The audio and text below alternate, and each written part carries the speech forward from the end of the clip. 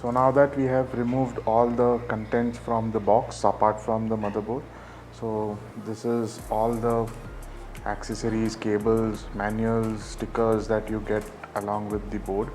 So let's start off from here. You get this MSI Dragon logo sticker that you can put on your chassis badge, if you want to call it.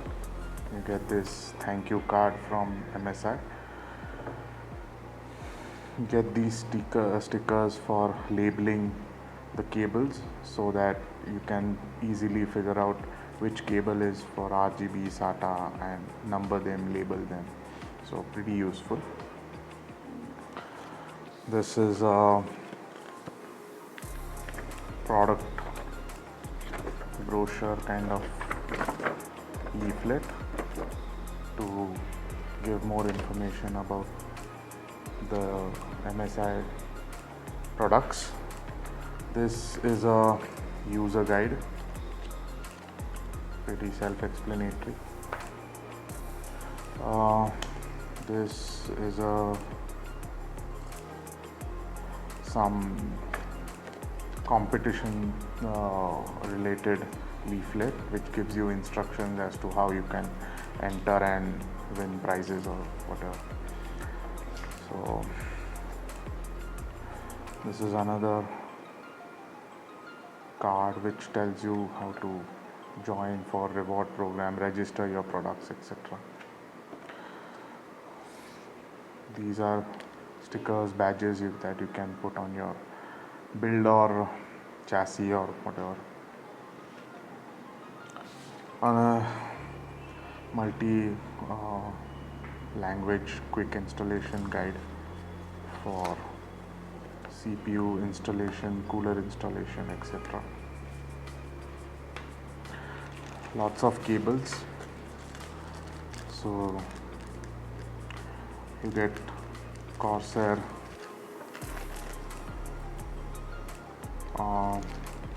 some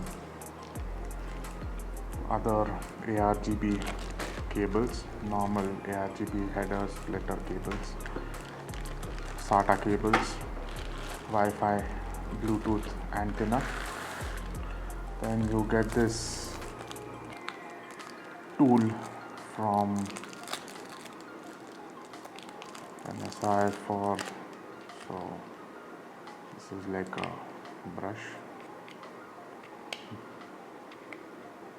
softer brush, good for cleaning, nice tool.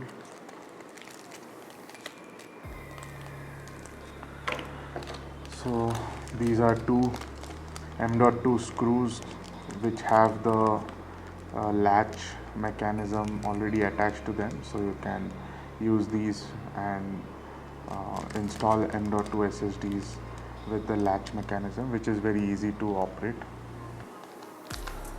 No DVD or CD for drivers. You get this pen drive, which is a bare minimum, I would say, these days. Nobody uses an optical drive. This is a small screwdriver set with a flathead and a Phillips head. So even this will be handy in like building the system or doing small stuff. Very, very thoughtful of MSI to include these. So that concludes the unboxing with respect to accessories, cables, manuals, etc. So here's the board, and the most peculiar thing or the most conspicuous thing that you guys will notice is the socket. It's longer, bigger, so it's not too big as compared to the outgoing socket, but yes, it is bigger, it is longer. And I would like to mention here that the cooler mounting holes that we have been using till date, none of those will be the cooler mounting holes that you see are completely different, and hence which means that the earlier coolers that we were using will not be compatible, since the spacing between the holes is completely different. So either you will need a mounting or a adapter kit for the existing coolers if your cooler manufacturer decides to release, that is, or else you have no option but to buy a new cooler. So keep that in mind when you are planning your new system based on the 12th generation processors. So the socket, although the mechanism is similar to what we have seen till date, but it is slightly different. So I'll just open the socket for. So earlier the LGA 1150 sockets, the clip or the retention frame used to slide out like this. The hinges were here. In this LGA 1700, that has changed. It will open like this on the opposite side. So this is something similar to what we have seen with LGA 2011 or 2066. But yeah, so here's the new socket in all its glory, and I'll just put it back so that you know how it latches. So yeah, pretty straightforward, similar to what we have seen in the past from the LGA 1150 or LGA 20. So it's a combination of both, let's say. Then the most interesting thing, the DDR5 memory support. So if you see on the motherboard PCB next to the first memory slot, they have clearly demarcated which slots should be populated first. So they have given the slot priority, and since these are DDR5 supporting boards, the Gtek specifications are obviously supported, but by manual OC you can reach up to 6666 megahertz, as I mentioned earlier. Apart from that, if you take a look, you have two 8-pin EPS 12 volt CPU power connectors, then CPU fan header, pump header, ARGB headers, postcode debug LED. Then you have this Corsair specific ARGB or RGB connector, so you can connect your Corsair products to this port directly and control it through the Corsair software, which is a cool thing. Then we have this 24-pin power connector, USB 3.0 front panel connector, USB type C, then 6 SATA ports. So what I see has changed drastically is, or not drastically rather, but it's a good improvement, is that we see massive heat sinks for the M.2 SSD slots. So since this board has 5 M.2 slots, out of which the one below it, there are basically 2 M.2 slots underneath this. So this particular slot is Gen 3. Apart from that, all of the remaining 4 are PCI Express Gen 4. So everybody is aware as to how Gen 4 SSDs, especially the high-end fast drives, they get really hot under severe load. So the heat sinks provided here are like thick aluminum heat sinks, and also worth noting is that the cooling mechanism for M.2 SSDs on this motherboard is it's like a sandwich, where you have a thermal pad at the bottom as well as on the top of the SSD. So there's heat dissipation happening from the bottom as well as on the front, so which is a cool thing. So I hope that will drastically improve the thermal performance of these new SSDs.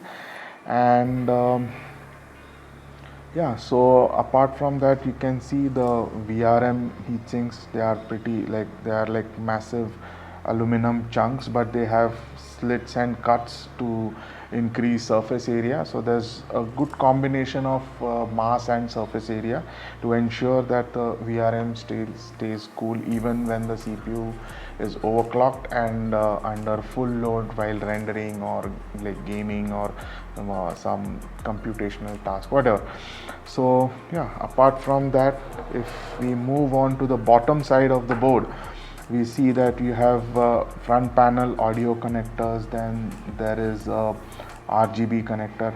Here's a very interesting thing that I personally like a lot, is that there is a LED switch.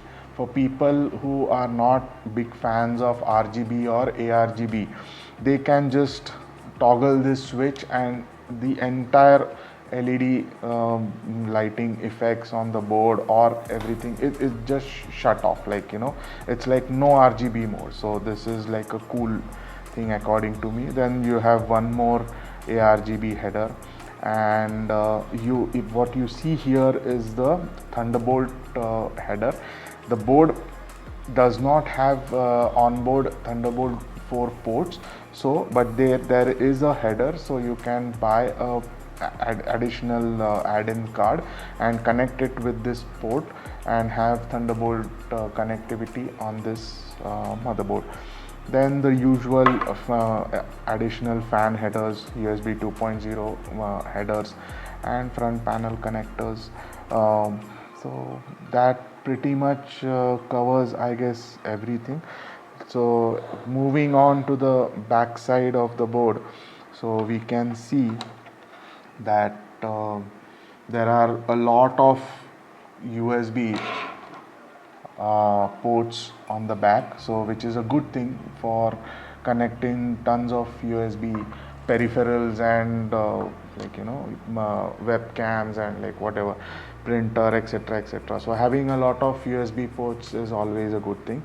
So we have Intel 2.5G Ethernet on board, and we also have USB Type-C connector, and there is Wi-Fi 6E, so, and the 7.1 channel HD audio ports, 6 ports of those.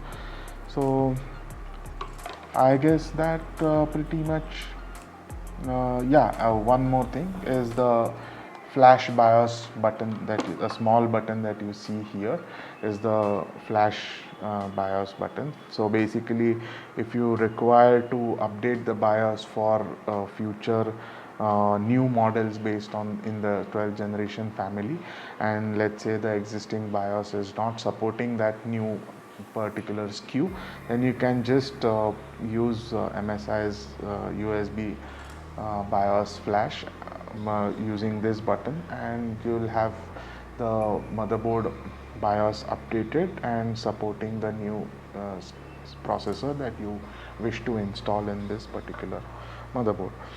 Moving on to the back side of the board, so as you see these big white circles, and you might be wondering what these are. So it's written avoid collision, so I'm assuming that these are protective paint layers, while so basically if you see, they are marked on all the mounting holes for the motherboard or chassis standoffs. So while installing, like, you know, adjusting the standoffs, or so maybe the board moves around a bit, so there is a risk of scratching the PCB. So to avoid that, they have given this protective paint layer, so that even if that happens by mistake, the PCB does not get damaged, because these Z690 boards have really upgraded PCBs because of the Gen 4 and Gen 5 support. So these are like 8-layer PCB motherboards compared to what we have been seeing in the past, like 4-layer or 6-layer PCBs. So to ensure the optimum signal integrity for Gen 5 and Gen 4, you have to have very high quality PCBs, so you can say that these are like server grade PCBs that they have used. So which is quite, so the PCB itself is going to be quite expensive, so protecting them from scratches and physical damage is a very unique protective, like useful feature to have. So good job there, MSI.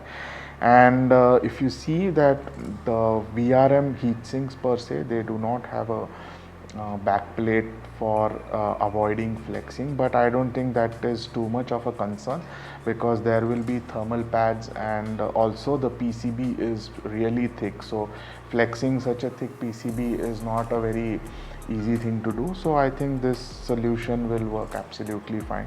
I'm sure the higher end SKUs like the Ace and Unify will have a full cover aluminum backplate to avoid flexing, because they will have heavier heat sinks and etc. So considering where this particular board is positioned, I think this will work absolutely fine. So apart from that, there's not much to see on the back side of the board. And coming back to the front side, so if we see that the board has a very sober and subtle color scheme being followed. It's mostly black, little hints of gray, and since the name is Z690 carbon Wi-Fi, you have these accents of carbon fiber on the heat sinks, on the M.2 heat sinks and the VRM heat sinks, to give that hint of like carbon fiber. Even on the IO shield or VRM shroud, there's a carbon fiber finish and the MSI logo, the dragon logo.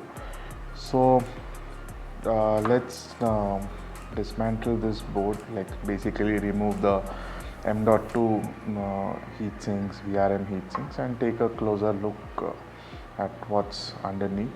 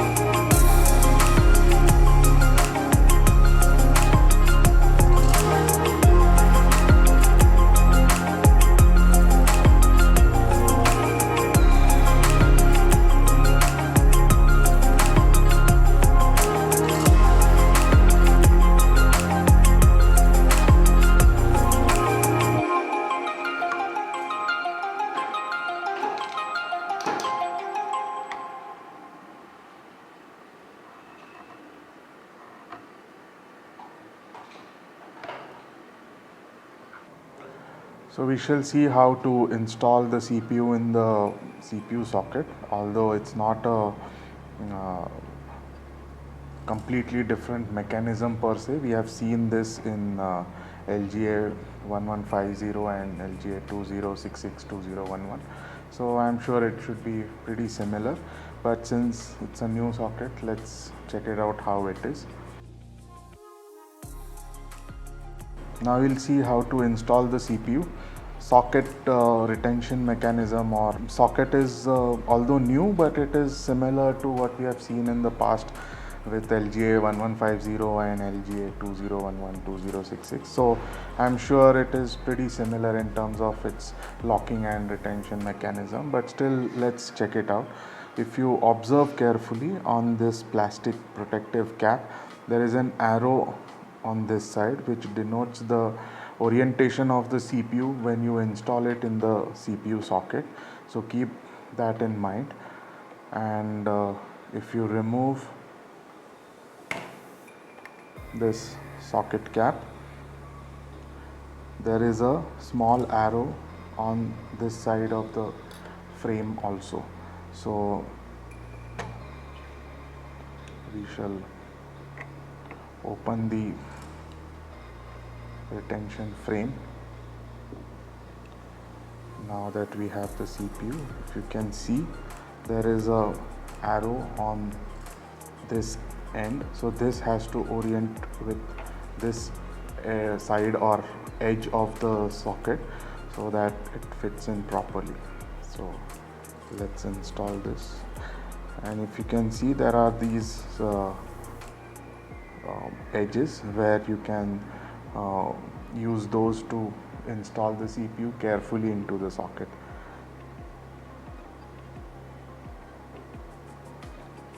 So there are 4 notches to align the CPU, and so that you don't install it in the wrong way. The arrow is also pointing this side, as was seen on this frame, and they have perfectly aligned with all the 4 plastic notches. So the CPU is firmly installed in the socket. Now let's close the frame and lock it so that we can proceed to installing the cooler.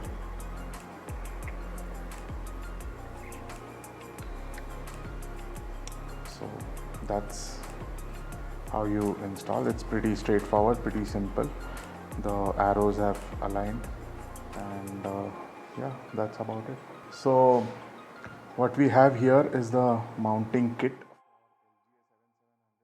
which is meant for MSI Core Liquid 360R cooler, and I'm sure it must be compatible with the 240R also, but with 12th generation CPUs, I don't think anybody should be bothering with 240 AIO coolers. So let's get the cooler ready with the retention bracket and everything. So this bracket slides in this way.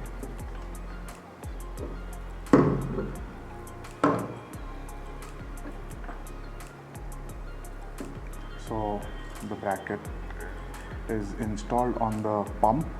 Now we need to get the back plate and the mounting studs. So these are the 4 mounting studs which will be installed on these brackets, and these are the spring loaded screws that will help install the pump on the cooler itself, on the CPU, sorry.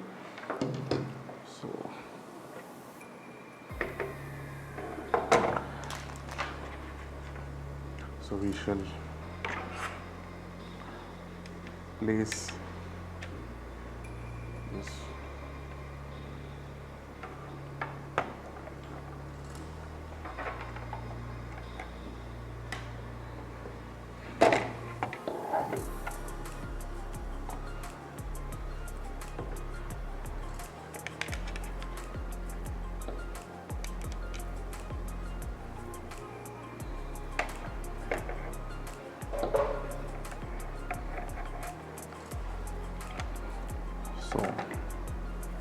I had to hold it because it doesn't have or you need to paste it on the back side of the socket frame or back plate, as you want to call it.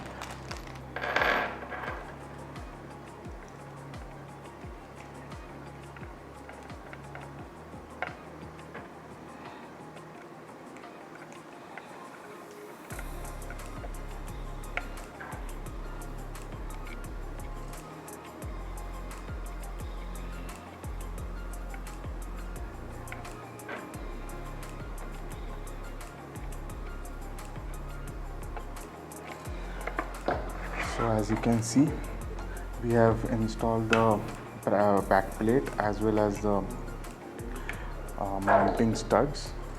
So now we shall mount the cooler. We'll apply some thermal paste.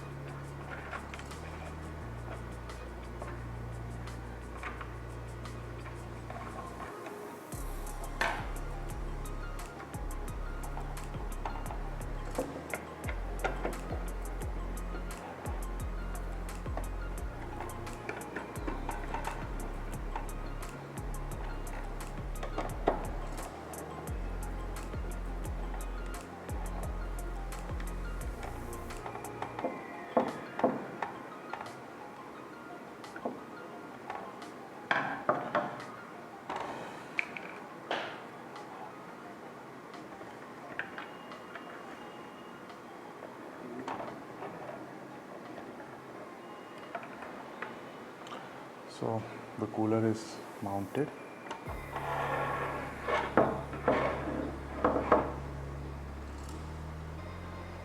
And that's about it.